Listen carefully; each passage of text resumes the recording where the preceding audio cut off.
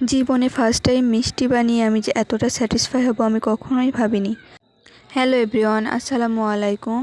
চলো দেখাই এক বাটি মুড়ি দিয়ে তোমরা কিভাবে কালো জামুন রেসিপি তৈরি করতে পারবা। তো ফার্স্টেই আমি এক বাটি মুড়ি নিয়ে নিয়েছি। এরপর মুড়িগুলোকে সুন্দরভাবে ব্লেন্ডারে ব্লেন্ড করে নিয়েছি।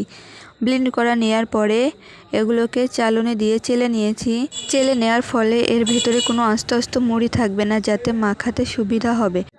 এবার এর ভেতরে অল্প অল্প করে দুধ অ্যাড করে এটিকে হাতের সাহায্যে মেখে নিয়েছি।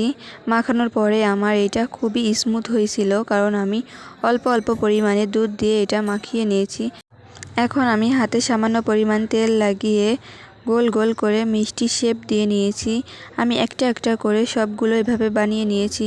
আমি এটি বানাতে খুবই অল্প কয়েকটি আইটেম ইউজ করেছি। তোমরাও চাইলে বাড়িতে এভাবে অল্প কয়েকটি আইটেম ইউজ করে মিষ্টি বানিয়ে নিতে পারো। এখন আমি চুলাতে একটি পাতিল দিয়ে নিয়েছি এবং এর ভেতরে অনেকটা পরিমাণে চিনি, দারচিনি ও এলাচ দিয়ে এটি সুন্দর মতো জাল করে নিয়েছি, যতক্ষণ এটি একটি পারফেক্ট শিরা তৈরি হয়। এরপর আমি কড়াইতে অনেকটা তেল দিয়ে মিষ্টিগুলো এর ভেতরে কড়া করে ভেজে নিয়েছি।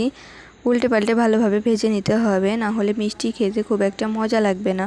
এটা ভেজে নেওয়ার পর এটার ফাইনাল লুক অনেক সুন্দর এসেছিলো আর খেতে অনেক টেস্টি হয়েছিল। তোমরা দেখলেই বুঝতে পারছো এটা কতটা পারফেক্ট হয়েছে। তো আল্লাহ হাফিজ। ভিডিওটি এই পর্যন্ত। তোমাদের ভালো লাগলে অবশ্যই তোমরা ট্রাই করে দেখতে পারো, আর কেমন হয়েছে অবশ্যই কমেন্টে জানাবা।